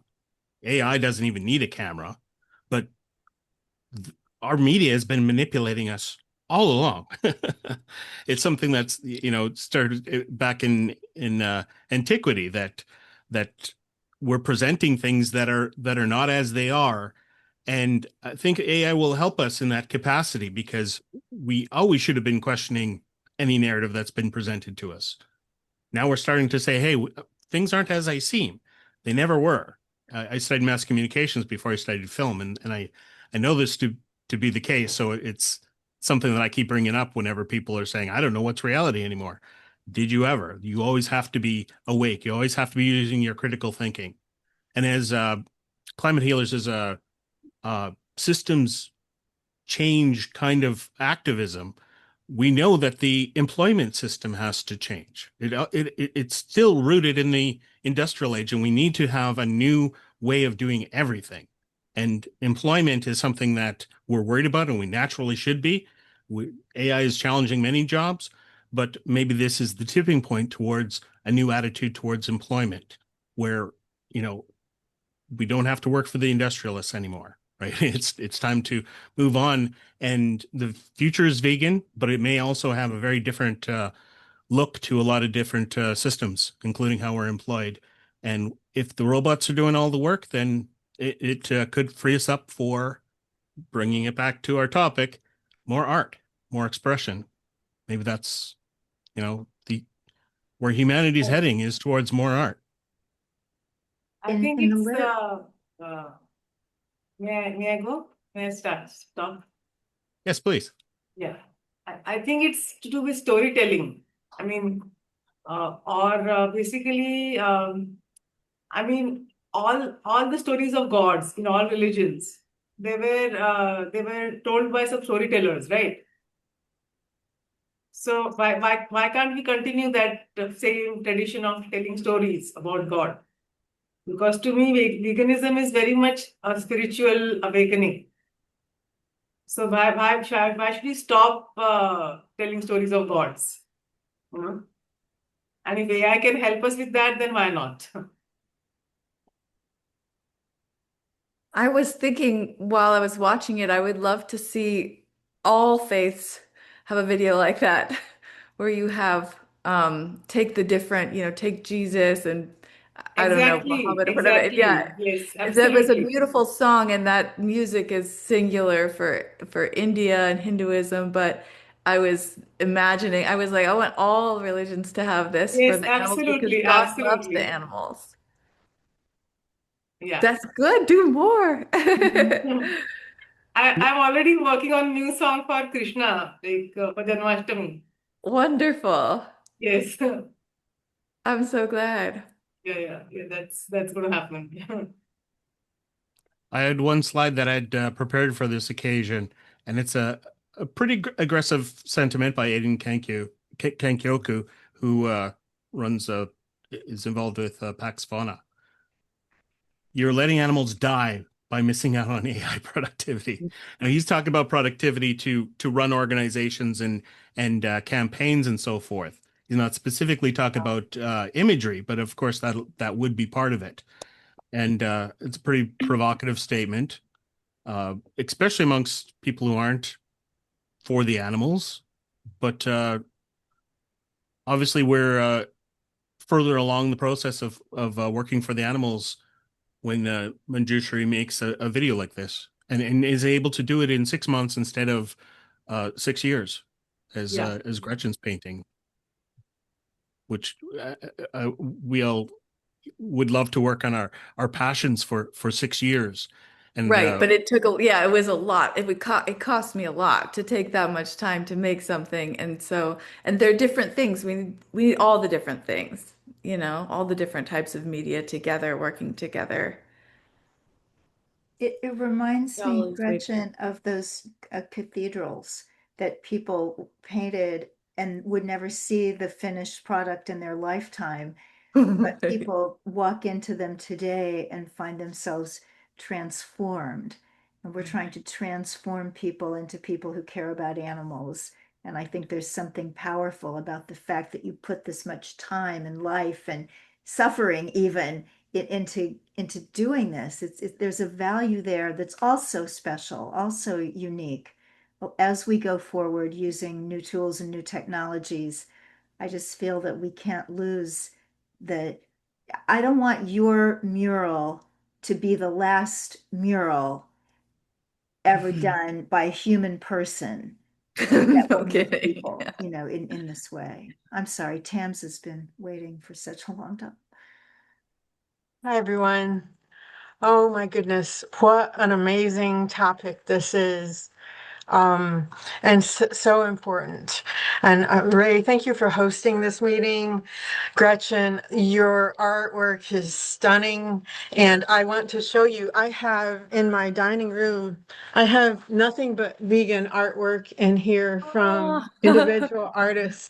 And I hope you might consider turning yours into a print someday, because I would love to have that as well. And it's such a great talking point when non-vegans come over. I host a lot of dinners and etc. And they're sitting in there eating my vegan food surrounded by photos and pictures of creatures. And it's just really effective. So thank you so much. And to Ruby, I wanted to say, I know she's not here now, but thank you so much for speaking about duration and not being discouraged with length of time, because I think that's a factor for so many of us. And I know I've been working on a project now which for a few years, and there's no visible outcome, and it's so frustrating, and people are like, well, what are you doing? And I can't show the deliverable, right? And it's just wonderful to hear that encouragement. And then I wanted to ask for the correct pronunciation of your name first. Manshuri, is that correct? Manjushri Abhinav. Okay, thank you so much. I didn't mean to mispronounce it. Your video is fascinating, and I too agree. There needs to be one for every religion, every faith. Absolutely. Yes, Yes, and I agree. and I might like to ask to have a conversation with you offline. I'm the director for allcreatures.org. So we're a faith-based vegan organization founded on Judeo-Christian beliefs. And the other thing I wanted to mention, just for anyone who's interested, is we've been hosting our site since the 90s, and we have published a lot of artists and poets and authors that have had no other place to share share their work for the early years. So if anyone wants to check out a lot of great vegan work, all-creatures.org. But once again, thank you so much for this. This is such an important way to further our movement, and I'm just so glad to be here. Thanks, Tam. We've also got Dolly with her hand up. Yeah. Can you hear me, Ray? Friend and colleague of mine. Hi, Dolly. Hi, Yeah, we Ray. can hear you. Well, Ray, thank you for hosting this. I think all of you are super, super amazing. I want to talk about Ruby Roth, but in a second. Manjuji, this was, I mean, how do I share it? I'm from India, you know, I made the Land of Ahimsa, and I watched this 5-minute film, and I think it should be shown at every mandir, every temple, every student. It touched me so much. Beautifully done. I bow down to you. Beautifully done. I mean, I'm just in tears. How can I share this? How can I watch it again? It is there on YouTube, Dolly. What is the name of it? It's Nandi Ki Pukar, Shiv Kailaso Ki Vasi. Oh gosh. Ray, can you send me that link or somebody? It's uploaded on Climate Healers also now. Okay. Okay. Yeah. Yeah, because I would love to share that. That is just very touching, very beautiful. And thank you. Thank you. For everything Thank you so much. And of course, Victoria, Moran, I love you. All the work that you do. And Gretchen, your painting has so much meaning to it. And Ruby left, but I wanted to say to Ruby, when I turned vegan, I spoke at my first Jain temple, and I took Ruby's book and I showed it to the audience, Vegan is Love. And I had 2 parents come up to me afterwards wanting the book, and they went vegan. Their children are vegan. So I wanted to tell Ruby, thank you for all that. And of course, Ray, thank you for everything for the Land of Ahimsa and working so hard and being our editor. And I want to thank everyone at V-COP and the Calf and Cow Mother's Day. I love you all. Thank you all for what you do. It's great how Ruby's books are so universal. They've been translated to 10 different languages, but children's art is something that's so universal in and of itself, and cartoons in general. You get away with a lot more with cartoons. And I did want to talk to with her about how the cartoon and children's formats kind of lend themselves to art, that they're kind of automatically art as soon as you animate something. And I was going to talk with about once something's an animation, people are less likely to be critical of it as off the cuff commentary because it takes so long, and paintings takes so long. It's something that's obviously deep and meaningful because it takes a long time, and I think that's a little bit why people are suspicious about AI art. It's so like instant gratification, but it is also like when we went from typewriters to word processors to computers, it's a democratization of everybody's able to be a writer now. Everybody's able to be an artist. And that has always created waves through people who have done it professionally. I was a video editor who worked on $100,000 machines, and now they're something that anybody can do on their laptop. And that's a good thing, because now video is again become a democratized form of communication that we're all using. On the phone. Daniel, you have your hand up. Welcome to the stage. Thank you. Put it up on the phone. Yeah, I guess the point where I put my hand up was where Victoria Moran was saying, yeah, this guy that's working on the movie, he's not a vegan yet, but he said maybe he will be vegan afterwards. But I thought that was great. So I like being open-minded like that and being able to say, hey, you know what? If he can help the cause, and I certainly hope he does go vegan. And I have that book, Main Street Vegan. I haven't read all of it, but I've read some, and I really enjoyed. It's like a plea for compassion, all right? Like that documentary you did, a prayer for compassion. Prayer for compassion, yes. With yeah, that Thomas was very Jackson well done. and Silas, yeah. Yeah. Thank you. So thank you for that. Hey, great to see you all. So, wanted to express this is really about art because I've been inspired to look at this in a new way. But what Silas was talking about in terms of Hungerless, with Hungerless, and especially with the strategy that we were cooking up, where we start with Hungerless in Seattle, where we literally feed nutritious gourmet plant-based food 3 meals a day to everyone. We make food a basic human right, and it's because this one of the big hurdles to veganism is, hey, go vegan, but people they don't even know how. And like Jane was showing in her video on that subway in Toronto, this guy's like, I don't want to just eat kale and carrots, because in his mind it was limited to that. So people literally don't know how to do it. I didn't know how to do it. And it's been quite a journey. So let's just take all that off the table, shall we? Like literally, just imagine taking all of that off the table. And by that, I mean, we simply feed them the gourmet, super nutritious plant-based food. And it's going to take like that in Seattle. We can just start with one neighborhood and then 2 neighborhoods and 3 neighborhoods and, on en route to an entirely hungerless in Seattle. So what I wanted to suggest as an art, well, first of all, just that concept that we've got a clear shot on goal right now. Let's take it. Let's do it. Whether with that, or if not that, something else that will go exponential. But exponential is our key criterion here. We need a vegan world this year. We can't wait another decade. Wait another 5 years and we'll all be dead. We've lost already 98% of the wildlife. 98%. Right? We're almost dead by many measures. So my point is, whether it's Hungerless or whether it's something else, but let's pick our winning exponential strategy and let's put it into practice with full support of art. So here comes the art. So, Jamie, do you have a question for? Well, I do. The question is, there are people that are waiting. We're running out of time. Oh, that's right. No, I'll leave it at that, and we can also take it offline. But the point is how do we bring art to this?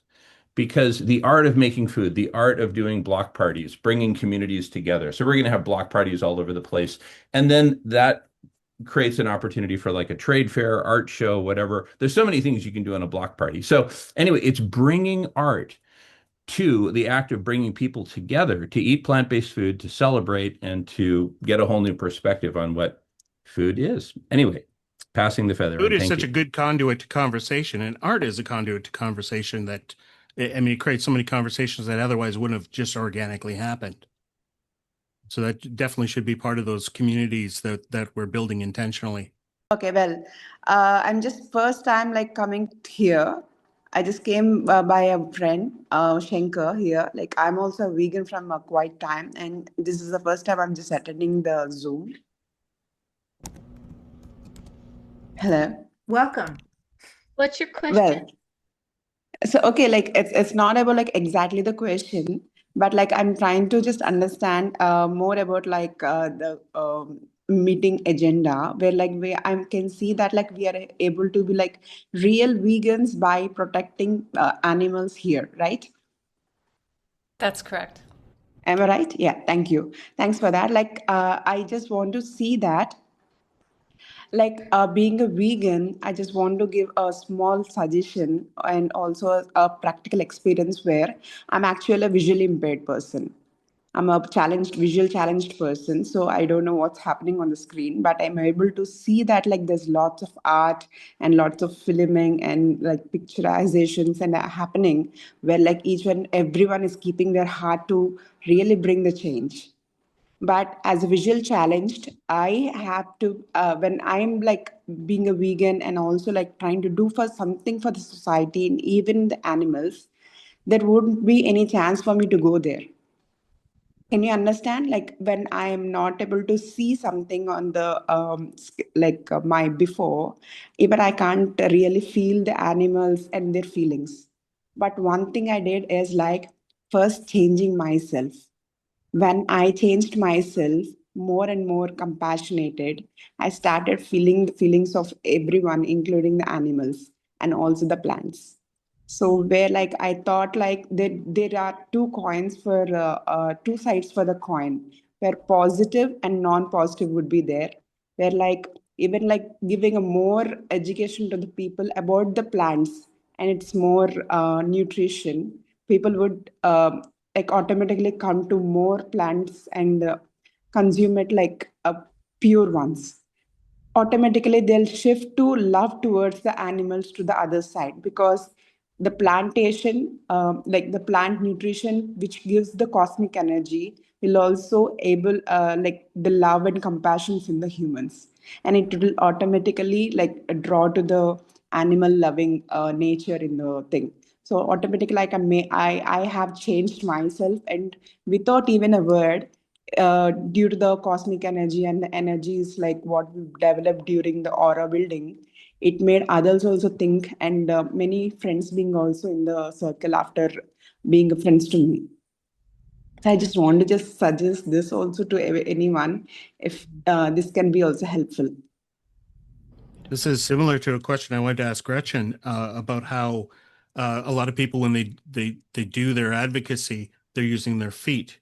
You use your hands. And we have a guest that's joined us to talk about art, who is vision impaired and can't appreciate your picture as much.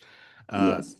So is there I'm a... really waiting for my eye vision to be also healed very soon, where I'll see the world again back and want to see the beautiful nature. I love birds, especially. Like I used to feed them in my terrace. I don't know how they look, but I really want to just touch them and see how beautiful they can also communicate with me. That'll be a unique experience to come back and visit this conversation on YouTube after your vision is restored. I'm glad that's an option for you. Can you repeat, please? When your vision is restored, I guess you're getting some sort of a procedure. I'm in the meditations where like I took the cosmic energy knowledge and the wisdom. I have been searching from 1 decade and found it, where body can heal it itself. So doctor said that I will not get my vision back. But I really waited for the signal from the universe, and I got that, and already my body started healing. So maybe in 1 year to 1.5 year or 2 years, I'll definitely get my eye vision. Well, I think we're all trying to manifest that right now. That sounds wonderful if you're able to get your vision back. So, I think we're at the top of the hour. We're a couple minutes over. That's okay, Ray. There's still a bunch of hands up. Ray? Okay, thank you. Thank you. Sorry for interrupting. Ray, that's okay if we go over. We have a couple hours to do update. But I would really love, before, like, first of all, Victoria, you're my superhero. The last book I wrote that I didn't launch yet, I refer to Aging Like a Yogi. In there, I have been witness to your life for many, many moons, and but we don't actually know each other yet. And so thank you very much for being on this planet and being such a source. And thank you for showing up. You know, we know your husband had a really rough night and you are here still. So thank you so much for that. Gretchen, I just adore you and your art.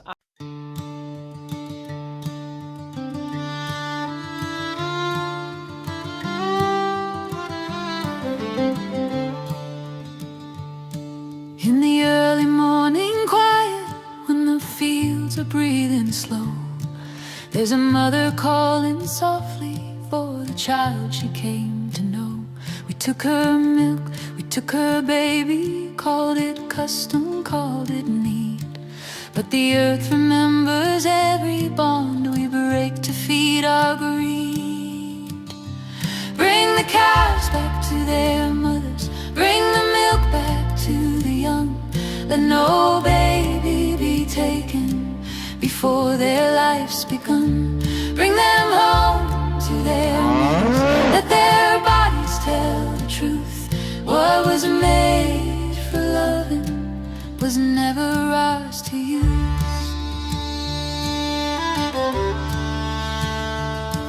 She knows him by his breathing, by the sound beneath his cry, by the way the dawn is shining in his dark and liquid eyes.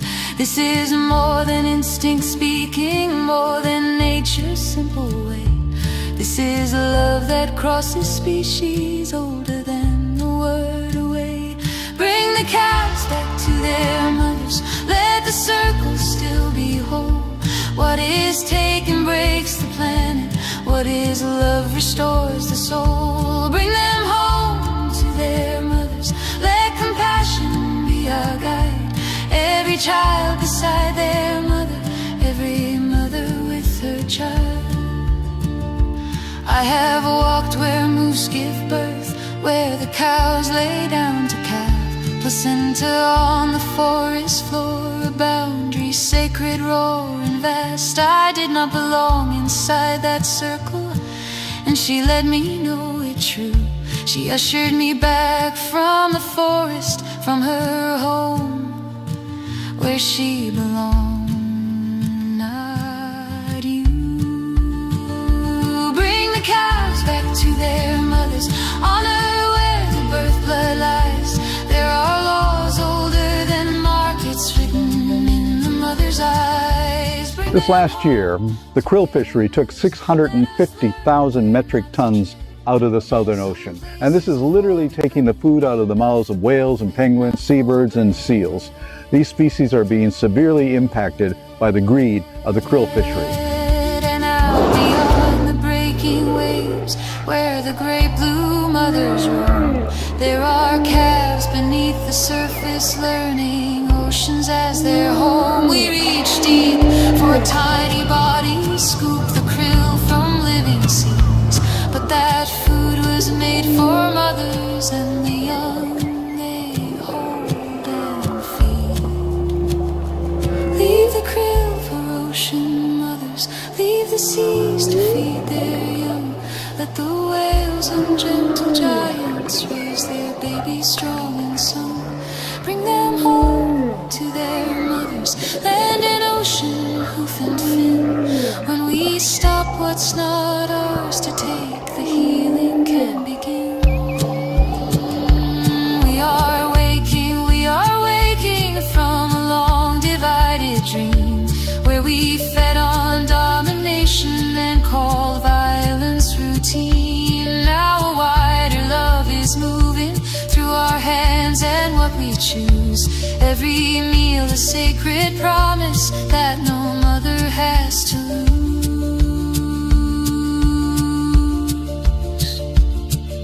Beloved, stand beside me with your feet upon the ground. Let our lives be living answers, let protection make it sound. This is how the world turns gentle, this is how the old ways end, when we choose the mother-child bond again and again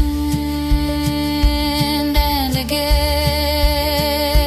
Bring the cows back to their mothers, let the mothers keep their. It's a tiny bit less than 80 acres. I have Jersey cows, Holstein cows, a yak.